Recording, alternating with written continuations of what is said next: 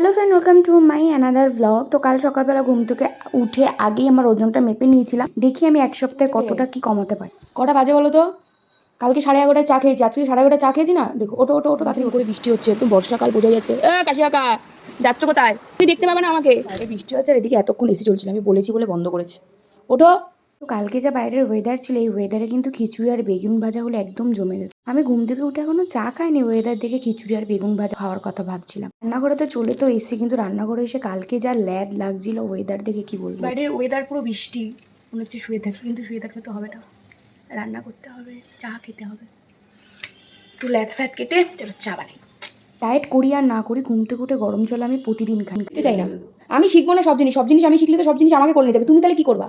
শুধু চালটা ঢেলে দিতে বলছি, তাতে চালটা আমার ঢালতে একটু অসুবিধা হয়, প্যাকেটটা খুলতে ওকে বলেছি ঢেলে দিতে, ও সেটাও আমাকে শিখে নিতে বলতো। মাসকাবাড়ি বাজার যেতে অসুবিধা বলে আমি ফ্লিপকার্ট থেকে অর্ডার করা। দেখছো তো তোমরা, মানে ওই চাল ঢালাটাও আমাকে শিখে নিতে বলছে। অনেকটা ভারী তো, পুড়ে যাওয়ার রিস্ক থাকে, আর চাল পুড়ে গেলে খুঁড়তে কত কত অসুবিধা হয় বলো তো। তাই জন্যই ওকেই আমি বলি চালটা ঢেলে দেওয়ার জন্য। এবারে তো আমি একেবারে 30 কিলো চাল অর্ডার করেছিলাম, আর এই যে শুকনো লঙ্কাগুলো দিয়ে রাখি, এটা শাশুড়িকে দেখেছি, এতে পোকামাকড় হয় না। মাছের মাথা দিয়ে ডাল করবো, আর এদিকে সবকিছু রেডি করে নিচ্ছিলাম। প্রিপারেশন রেডি, মাছের মাথা ডাল বসিয়ে দিয়েছি, কেটে রেখেছি, এদিকে খাবো।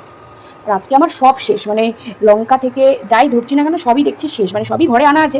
মুসলিটাও শেষ, নতুন বার করেছি, এটাকেও ভালো। সত্যি কালকে যে কি হয়েছিল, মানে যাই ধরছি তাই দেখি খালি হয়ে গেছে। এবার সবই আমার এক্সট্রা ঘরে আনা আছে, কিন্তু সবই আর এই কৌটোর মধ্যে থেকে শেষ। তো সবই কালকে আমাকে নতুন করে সব ঢালতে হলো। আর এদিকে আমার বরের সাথে কিন্তু সারা দিন আমার একটা যুদ্ধ চলতেই থাকে।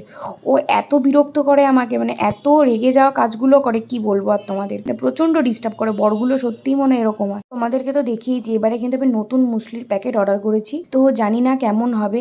তো এবারে নতুন মুসলি খাবো, এতদিন এই কৌটোটা খেতাম, আর এবারে এই মুসলিটা খেয়ে দেখবো এটা কেমন হয় খেতে।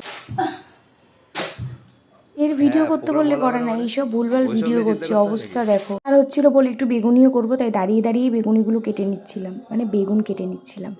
দিন রান্নার ভিডিও করিনি, কারণ ফোনটা ছিল কেয়ারে, এখন ফোন চলে এসছে, তাই জন্য আজকে রান্নার ভিডিও হচ্ছে। এখানে মাছের মাথা তো ভেজে রেখেছি, এখানে বেগুন কেটে রেখেছি, বেগুনই হবে, বেসনও বার করে নিয়েছি, সব করবো। দেখ দেখ দেখ দেখ আমি পারি কি না। কি দিচ্ছ এটা? আটা? তোর স্বামীগিরি বেসন, তোর লোলা চলে যাচ্ছে না, আমি বেগুনি করে দিচ্ছি না। বললাম না, আমি কালকে থেকে, আমি যবে থেকে ডায়েট শুরু করব তবে থেকে এইসব খাওয়ার মন হবে। ইয়ে, ও ইয়ে, খাবো খাবো। বেগুনি আর হচ্ছে কি কি আছে, বেগুনি আর কি? মাছ, এটা তোমার মাথা। আমার মাথা? হ্যাঁ, তোর দাদু। তোমার মাথা ভাজা। আমার মাথায় ভাজা হবে, আমার মাথায় ভাজা করে ফেলেছে। বড়গুলো তো এরকমই হয়, বইয়ের মাথা। এখানে একটা ভিডিও চলছে, ঠিক আছে, কতগুলো সেটআপ লাগে দেখো। এখানে ভিডিওতে এটা হচ্ছে, এই যে আমি কষ্ট করি, তোমার মতো বসে বসে খাই না। আমি টাকা দিই। এসে তো কথাবার্তা, এইসব কথাবার্তা শুনলে কার না মাথা, পুরো মাথা ঘেটে গরম করে দিল। এই জন্য দিয়ে দিয়েছি বেসন গোলাতে, বেসন গোলা।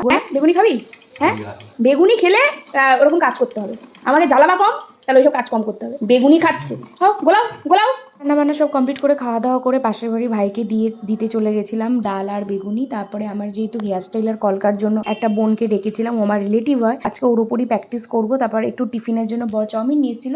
তো এই ছিল আমার ব্লগ, ভালো লাগলে লাইক কমেন্ট শেয়ার করে। বৃষ্টি যেহেতু পড়ছিল তাই জন্য বললাম তুমি ওকে দিয়ে আসো। Tata, bye bye.